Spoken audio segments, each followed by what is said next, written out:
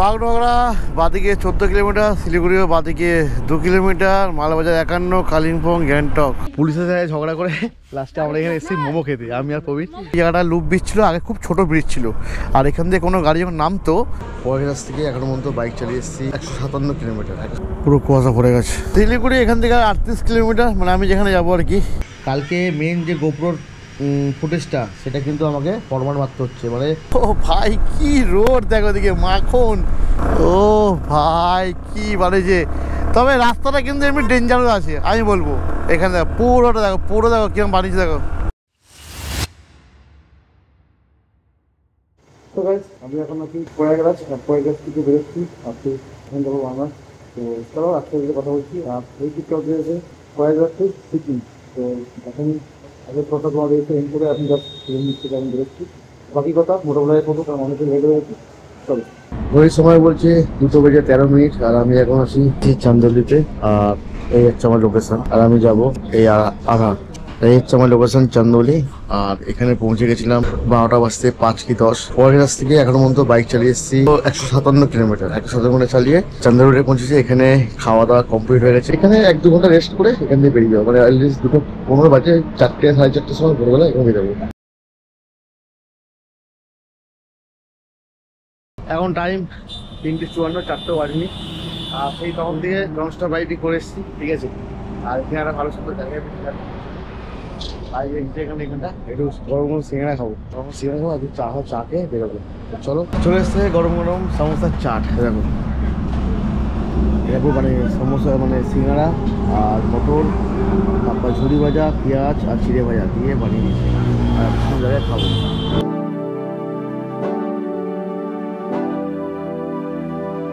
আচ্ছা, বিহার থেকে ওয়েস্ট বেঙ্গল ঢুকে গেছি। পিছনে একটা চেকপোস্ট আমি দেখাইনি এটা। আরে ভাই হাইওয়েতে অটো রাতেরবেলা, হ্যাঁ অটো অটো অটো।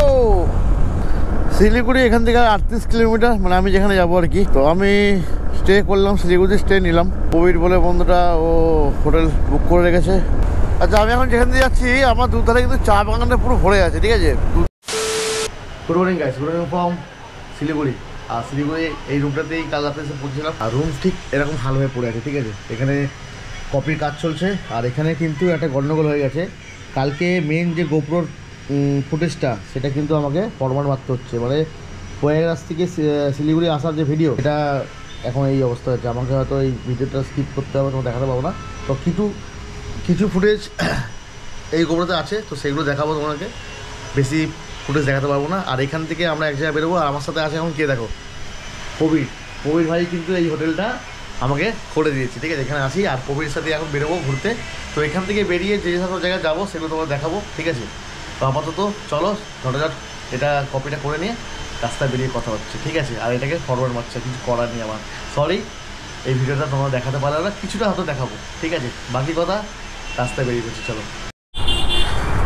তো আমরা রুম থেকে প্রায় 2:10 বেরিয়েছিলাম। বেরিয়ে এসে সময় লেগে গেলে এখন শিলিগুড়ি থেকে বেরোতে পারিনি। এখন বাজে 3:20। আমরা সবে এখন এই গোপ্রোটার জন্য একটা মেমোরি কার্ড নিলাম এক্সট্রিম, যার দাম পড়ে গেল 1400 টাকা, 128 GB এক্সট্রিম। অ্যাকচুয়ালি আজ দুপুরে আজকে আমার সিকিম বেরিয়ে যাওয়ার কথা ছিল এখান থেকে, কিন্তু আমি স্টে নিলাম যেহেতু এইসব জিনিস হয়ে গেছে। বাইকটা এসে আবার ধোয়াবো, তারপর এডিটের কাজ, কপির কাজ সব কিছু আটকে পড়েছিল, তো সেই সবগুলো কমপ্লিট করছি। আগে কপি হয়ে গেছে, এসে এডিট হাফটা বাকি আছে, করে নেবো। কালকে আসবে কুম্ভ মেলা ভিডিও। প্রবীর আমাকে শিলিগুড়ি অলিগলিতে নিয়ে যাচ্ছে, এইসব রাস্তা আমি কিছুই চিনি না, সেরকমভাবে প্রবীর নিয়ে যাচ্ছে, আমি সেরকমভাবে যাচ্ছি। ও কাকা কোথায় আসছো? শিলিগুড়ি ঘুরবো। বাগডোগরা বাদিকে 14 কিলোমিটার, শিলিগুড়িও বাদিকে 2 কিলোমিটার, মালবাজার 51, কালিম্পং, গ্যাংটক। কালিম্পং 69, গ্যাংটক 17। এই যে এই ফ্লাইওভারটা হচ্ছে টোটাল, এই যে ফ্লাইওভারটা হচ্ছে, এই ফ্লাইওভার 105 না 107টা পিলার আছে। প্রবীরকে জিজ্ঞেস করলাম যে কত কিলোমিটার, ও বলতে পারলো না। ও আমাকে এটাই বললো যে 105 কি 7টা পিলার উঠেছে। এই চলে এলাম আমরা এখন বেঙ্গল সাফারি। এটা দেখো পুরোটাই বেঙ্গল সাফারি। ওইদিকে এই ব্রিজটা হয়ে গেলে অনেকটা সুবিধা হবে, অনেকটা। প্রবীর এখান থেকে এখন কিছু বেরোয়, কিছু আসে? হ্যাঁ, হাতি বেরোয়, শুধু হাতি আছে না? পার্সেন্ট কম।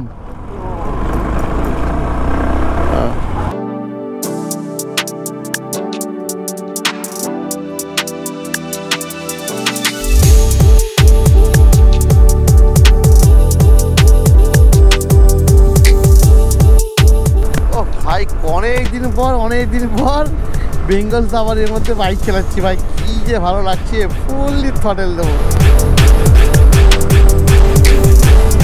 সেবক সেবক সেবক, ওয়েলকাম টু সেবক। আর ওদিকে দেখা যাচ্ছে পাহাড়, ওই দেখো ফার্স্ট ভিউ অফ সেবক।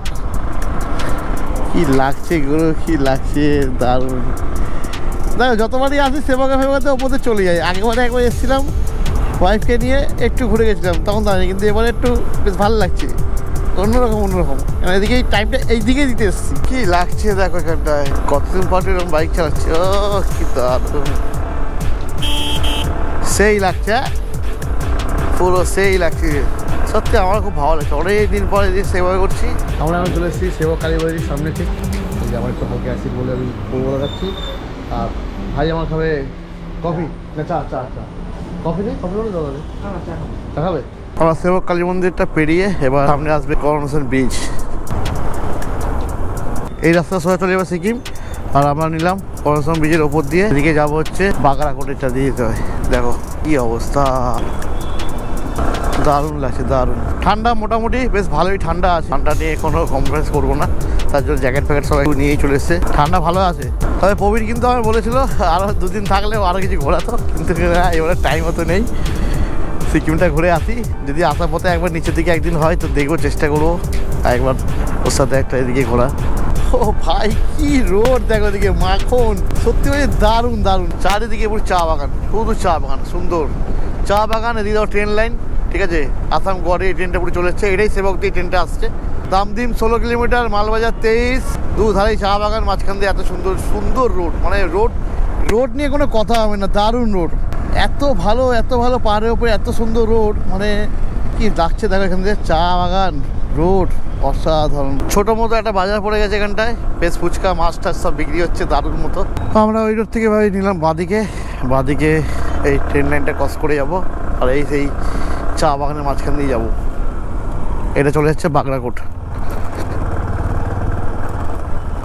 এদিকটা আসছে ট্রেনটা সেবক হয়ে, এদিকে সব চলে যাবে। ওটা কী স্টেশন? ওদলাবাড়ি স্টেশন। সামনে যে স্টেশনটা আছে ওটা ওদলাবাড়ি স্টেশন। এইগুলো পাতা সব নিয়ে নিয়েছে, এগুলো থেকে সব পাতা আবার নতুন করে বেরোবে, ওই জন্য রেডি করেছে।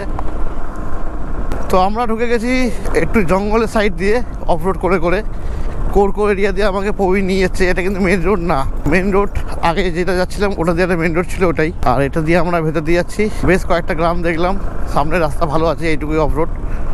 এখানে শুধু ক্রাফটগুলো দেখো কি সুন্দর, দেখো জায়গাটা বিউটি শুধু দেখো কত সুন্দর, যেমন রোড তেমন সুন্দর।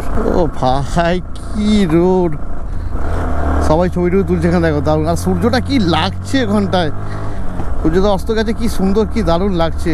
ওই সেই ওপরে যাবো, ওই সেই ওপরে বেশ উঁচু পাহাড় কেটে বেশ সুন্দর বানিয়েছে, পুরো পাহাড়টাই কেটে বানিয়েছে এটা। ও ভাই কি বানিয়েছে, তবে রাস্তাটা কিন্তু এমনি ডেঞ্জারাস আছে আমি বলবো। যারা স্পিডে কন্ট্রোল না করবে ও 100% অ্যাক্সিডেন্ট হবে। এখানে দেখো পুরোটা, দেখো কিরকম বানিয়েছে, দেখো পিলার তুলে হেভি বানিয়েছে।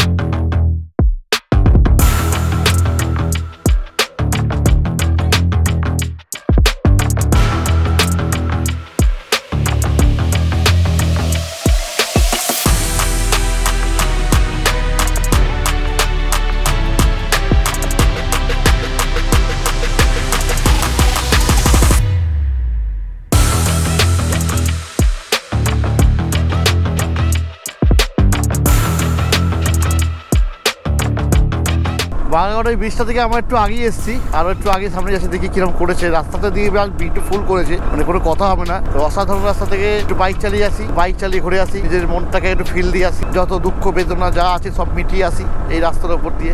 এই রাস্তাটা পুরো সিকিম চলে যাবে এটা দিয়ে, মানে কেউ যদি সিকিম যেতে চাও তোমরা এটাকে ভিজিট করে যেতে পারো। সুন্দর রাস্তা, সুন্দর সিনিক বিউটি। পুলিশের সাথে ঝগড়া করে লাস্টে আমরা এখানে এসেছি মোমো খেতে, আমি আর প্রবীর মোমো আর চা খাবো, খেয়ে বেরোবো। গরম গরম মোমো, 15 মোমো আর চাটনি দেখি। হেভি দারুণ গরম কিন্তু। কেমন মোমো? কেমন?